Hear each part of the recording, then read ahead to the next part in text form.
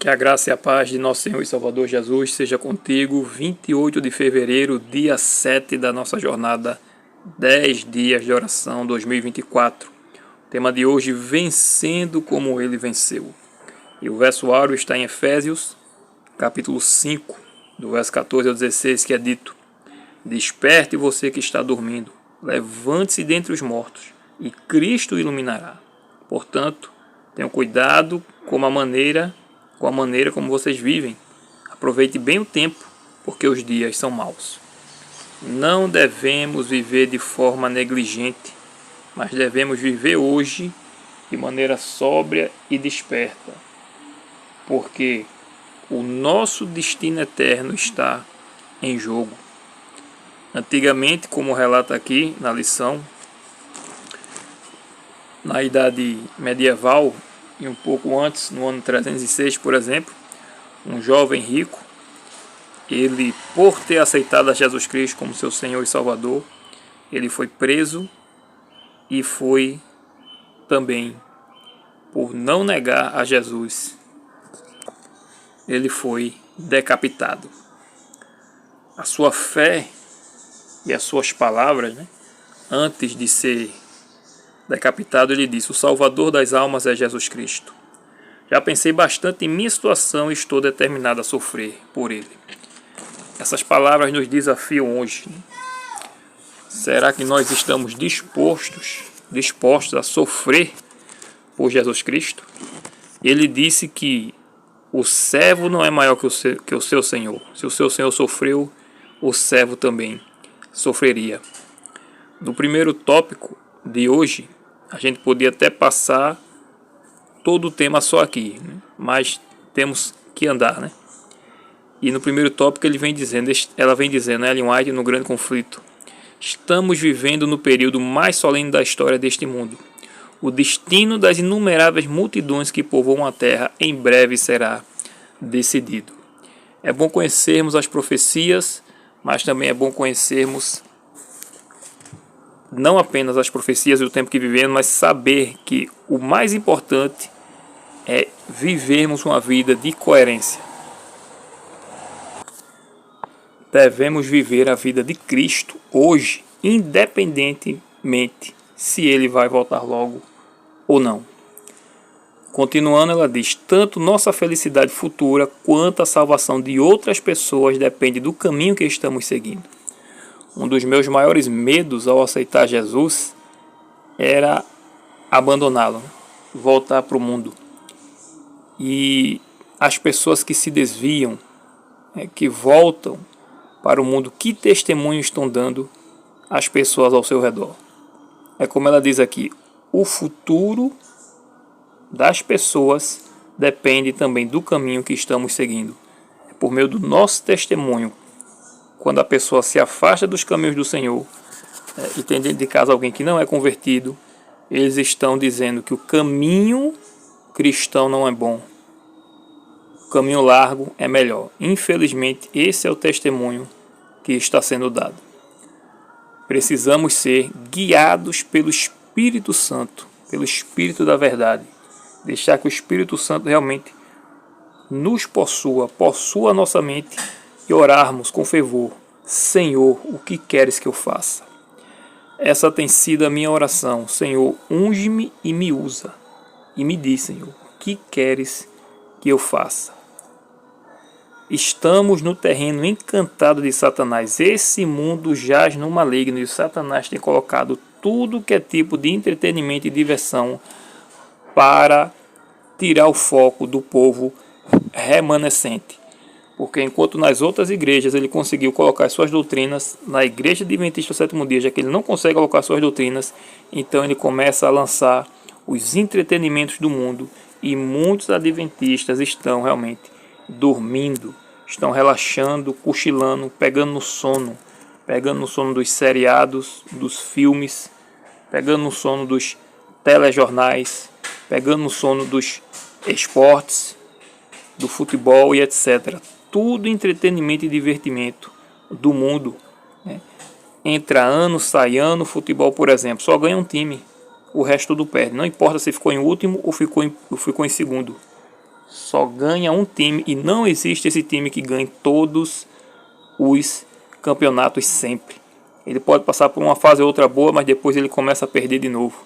E o torcedor só perdendo seu tempo, gastando dinheiro, saúde e infelizmente, quem deveria ensinar, porque se tem exemplos, infelizmente, de pessoas, líderes de igreja, que também amam e gostam desse tipo de diversão, que vestem camisa e até para estar de futebol vão louvar aos seus deuses, achando que isso não é idolatria. É triste realmente, mas Satanás ele tem enganado a muitos. Nisso, ela diz também que muitos não compreendem as provas de sua fé, não apreciam devidamente a obra para este tempo, porque se apreciasse realmente não estariam envolvidos com tanta bobagem que o mundo tem lançado, que Satanás tem lançado no mundo para desvirtuar os cristãos. Essas pessoas verificarão que há muitas coisas para as quais não pode dar uma razão satisfatória da sua fé. Veja que, como relata a história de Filéias, que foi executado em Alexandria, ele soube da razão de sua fé. E Ellen White fala que todos devem estudar por si a palavra de Deus, porque não sabemos o que o futuro nos reserva. Não sabemos se seremos lançados nos tribunais para dar razão de nossa fé, e nisso estaremos sozinhos. O pastor não vai estar do seu lado, aquele colega, aquele irmão de igreja também não vai estar do seu lado. É só você e o Espírito Santo. Se você não estudar a Bíblia por si só, o Espírito Santo não vai lembrar aquilo que você negligenciou estudar.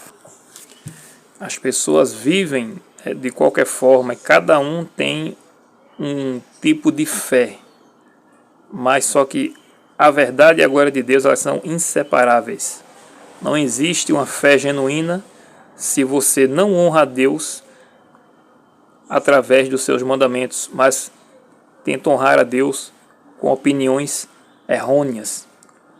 A nossa vida deve ser moldada pela palavra de Deus, pelo Espírito Santo. Há caminho que parece direito ao ser humano, mas o fim dele é o caminho da morte. Provérbios 16, verso 25. A ignorância não é desculpa para o erro ou o pecado, quando temos todas as oportunidades de conhecer a verdade de Deus. Ou seja, se eu tenho a oportunidade de conhecer a verdade de Deus, mas eu não busco, isso não pode ser levado como desculpa perante Deus. Eu achava que estava no caminho correto, até que eu descobri que aquele caminho iria me levar à morte e que eu tinha a Bíblia à minha disposição para estudar e conhecer a verdade.